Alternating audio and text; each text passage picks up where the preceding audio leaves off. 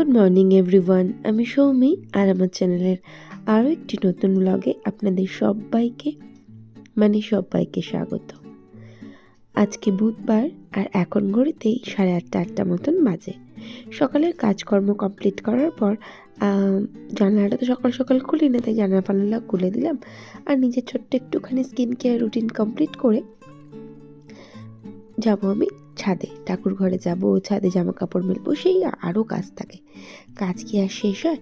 তো ঠিক আছে, তো তারপরে আমি একটুখানি ঘরে ধূপ টুপগুলো দিয়ে ভাবলাম একটু নিজের জন্য চা বসাবো।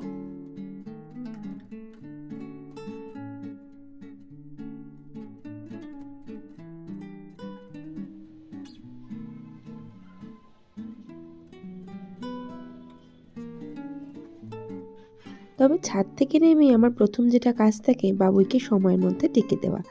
তো সময়ের মধ্যে ওকে ডাকছিলাম যে উঠে পড়, এবার অনেকটা বেলা হয়েছে, পড়তে বসতে হবে। তো ওকে ডেকে দিয়ে এসে আমি এবার একটুখানি ভাবলাম নিজের জন্য চা বসাই। তো ওকে তো আর চা দেবো না। গতকাল সারাটা দিন গত পরশু রাত্রি 10টা থেকে শুরু করেছে আমার ছেলে।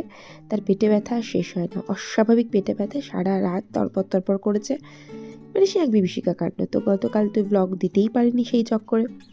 তো যাই হোক, তো আজকে আর ওকে দুধ চা দেবো না, আমি আমার জন্যই 1 কাপ দুধ চা বসিয়ে দিলাম। তো এই ফাঁকে উঠে পড়বে, তারপর দেখি বিছানাপত্র সব গুছিয়ে দেবো আমি। যাই হোক, আগে নিজের জন্য চাটুকু তো করে নিই। তো সেই ভেবে আমি আমার চাটুকুই বসে এলাম। আর এদিকে তমালও এখনও ওঠেনি।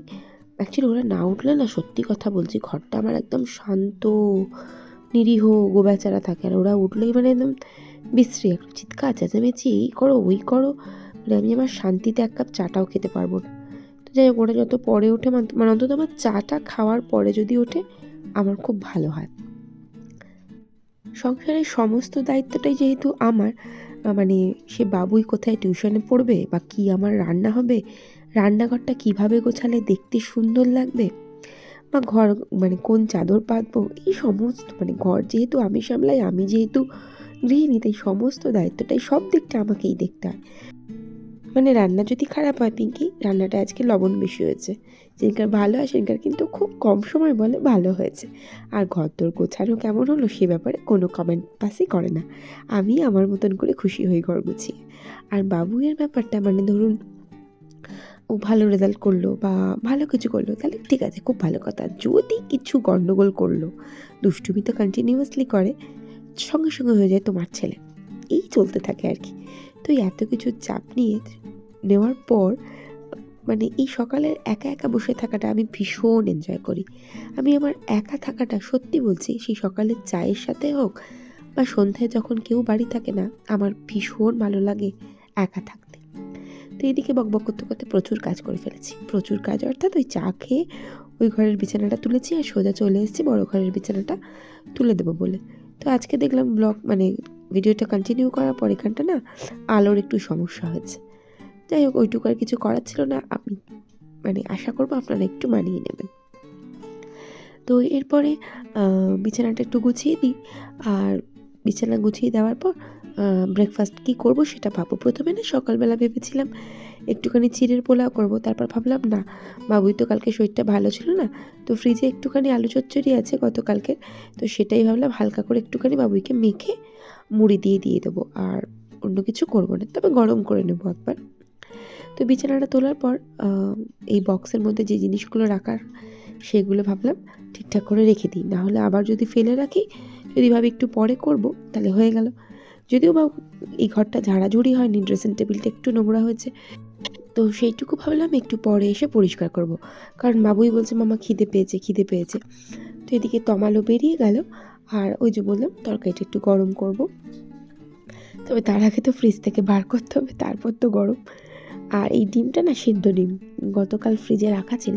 গতকাল বাবুয়ের এক বন্ধু এসেছিলো, তার জন্য একটু স্যান্ডউইচ বানিয়েছিলাম, তো 2টো ডিম সিদ্ধ করে ফেলেছিলাম। 2টো ডিমের প্রয়োজন হয়নি, তো একটা তুলে রেখে দিয়েছিলাম। তো এরপরে তরকারিটা গরম করে বাবুকে একটুখানি ভাবলাম মুড়িটা মেখে দিয়ে দিই।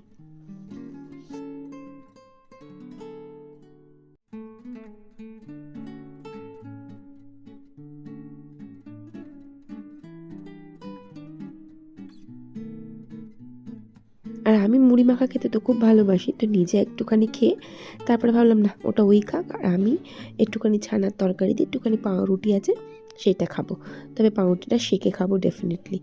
তো পাউরুটিটা সেঁকে নিয়ে আমি আমার খেতে বসে গিয়েছিলাম। খাওয়া দাওয়া কমপ্লিট করে বেশ কিছু বাসন পড়েছে, সেই বাসনগুলো একদম সুন্দর করে মেজে টেজে নিই। আর রান্না কি করব না বুঝতেই পারছি না, ফ্রিজে আছে আনাজপত্র আছে, তবে দেখি কি রান্না করব। তো যাই হোক, আপাতত আগে তো বিছানা এই বাসন টাসনগুলো মেজে নিই, তারপরে রান্না করব।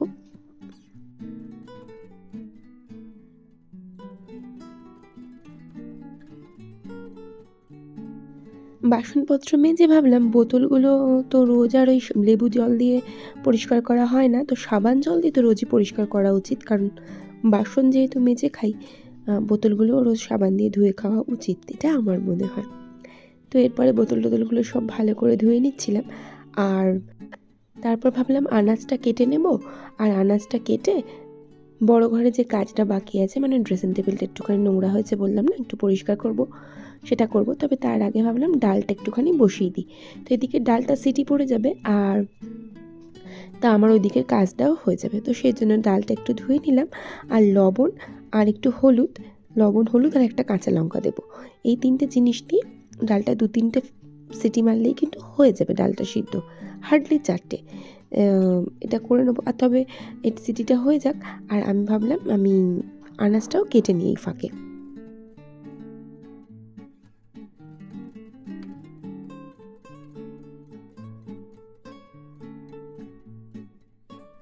প্রেশার কুকার থেকে হাওয়াটা বেরিয়ে যাক, চালটাও ভিজিয়ে দিয়েছি, আর এই যে বললাম আনাজটা কেটে নেব, তো আনাজপত্র একেবারে কেটে রেডি। তো তার আগে আমি তারপরে ভাবলাম যে বড় ঘরটা একটুখানি পরিষ্কার করে দিয়ে আসি, সেরকম কিছু না, ড্রেসিং টেবিলটা বড্ডই আগোছালো হয়েছিল, ধুলো খুবই পড়েছিল, তো সেই জন্য ড্রেসিং টেবিলটা না একটু আগে পরিষ্কার পরিচ্ছন্ন করে দেওয়া জরুরি। তো ভালো করে ড্রেসিং টেবিলে ধুলোগুলো ঝেড়ে টেরে নিয়ে একদম সুন্দর করে পরিপাটি করে এটা আমি গুছিয়ে দিই।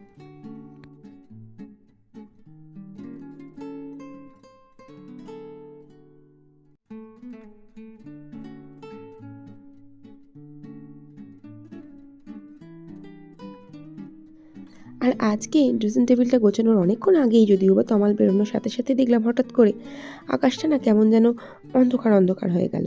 তো আজকে ভাবলাম আর বেশিক্ষণ জানালাগুলো খুলে রাখবো না, তো জানালা ফানালাগুলো দিই, তারপরে গিয়ে একেবারে সোজা বসিয়ে দেবো রান্না। তো দেখতেই পেয়েছিলেন তখন আনাজ কেটে রেখেছিলাম আমি ডাঁটা আলু, ওই ডাঁটা আলু টমেটো দিয়ে একটা চচ্চড়ি করবো, বেশ ভালো লাগে খেতে কিন্তু। তো এদিকে না প্রেশার কুকারে 2টো সিটি দিয়েছিলাম, তখনও কিন্তু ডালটা দেখলাম সেদ্ধ হয়নি, আরও 2টো ভাবলাম, অ্যাকচুয়ালি আমি দুবারেই দিই সিটিটা, তো আরও 2টো সিটি হওয়ার জন্য প্রেশার কুকারটা বসিয়ে দিয়েছিলাম, তবে ভাতটা এত তাড়াতাড়ি বসাইনি। আর এদিকে ডাঁটা আলুর তরকারিটা করবো বলে একটু টমেটো দিয়েছিলাম, টমেটো দিলে কিন্তু সবচেয়ে বেশি ভালো লাগে, টমেটো না দিলে কিন্তু ডাঁটা আলুর তরকারি অন্তত আমার তো ভালো লাগে না। তারপরে ভালো করে এই মশলাটা কষে জল ঢেলে দেবো, ফুটে গেলে ওই ডাঁটাটা দিয়ে দেবো। তো এদিকে তরকারিটা বসিয়ে দিয়েছিলাম, আর ফ্রিজ থেকে মাছটা বের করে নিলাম, আর বোতলগুলো এখনও ভরিনি, একটু পরে ভরবো। আর এরপরে না বোতল উল্টে রেখেছিলাম বলে জলটা পড়েছিল, আর রান্নাঘর না পরিষ্কার না থাকলে আমার খুব অস্বস্তি হয়, তো এরপরে ওই রান্নাঘর মাঝে মাঝে আমি রান্না করতে করতে একটুখানি পরিষ্কার করে নিই। তো এরপর ডালটা সম্বর দেবো বলে একটু রসুন, শুকনো লঙ্কা আর পেঁয়াজ একটু ভালো করে ভেজে নিয়েছিলাম। আর বাবুয়ের গন্ধটা এত ভালো লেগেছে, ও পড়তে পড়তে উঠে এসে আমায় জিজ্ঞাসা করছে, মাম্মা কী রান্না করছেন আপনি? আমি বললাম ডাল। বলছি ডালের জন্য এত সুন্দর গন্ধ ছেড়েছে? আমি বললাম হ্যাঁ। তো এরপরে ডালটা আমি এই ফোড়নটা ডালের মধ্যে দিয়ে দিলাম, আর ফুটে গেলে এবার আমি নামিয়ে নিলাম, গল্প শেষ। ডালটা কিন্তু বেশ ভালো লাগে খেতে, ঘন ঘন।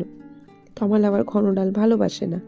তো এরপরে মাছটাও কিন্তু হয়ে গিয়েছিল আমার, তো মাছের ঝোলটা রেডি করে মাছটা এর মধ্যে দিয়ে দিলাম, একটু ফুটলেই গরম মশলা দিয়ে আমি নামিয়ে নেব। তো সমস্ত রান্নাবান্না যেহেতু শেষ, আমি সোজা চলে এসেছিলাম ছাদে জামা কাপড়গুলো তুলবো বলে। আর ওই যে বললাম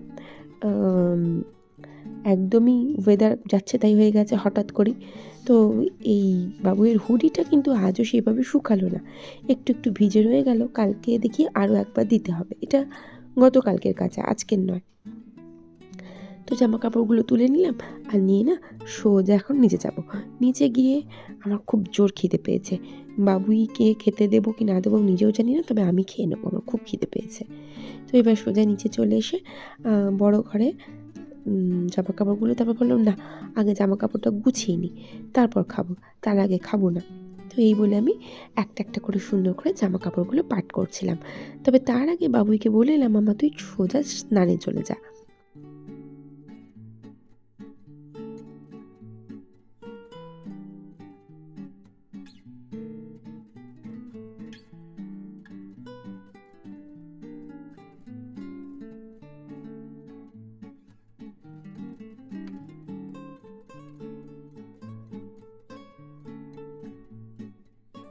জামা কাপড়গুলো গুছিয়ে পাট করে যেখানে যেটা রাখার সেটা সেখানে রেখে দিলাম। আর তারপর বাবুয়ের ঘরে এসে দেখলাম না, বুকশেলফটা মোটামুটি গুছিয়ে রেখেছে আর সোজা স্নানে চলে গেছে। ওই যে বই খাতা ল্যাপটপ সব উল্টানো পাল্টানো করে আছে।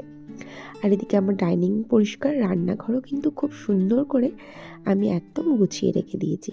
আপাতত আর কোনো কাজ নেই। তো এরপর না বাবুয়ের খাওয়া দাওয়া কমপ্লিট হয়ে গিয়েছিল, আর আমিও বসে গেলাম ভাত নিয়ে। আর ওই যে বললাম আমার জোর খিদে পেয়েছে। আর অ্যাকচুয়ালি সত্যি কথা বলতে এই ডালটার জন্য আমার জোরে খিদে পেয়েছিল। আমার এরকম ঘন ঘন ডাল খেতে না খুব ভালো লাগে।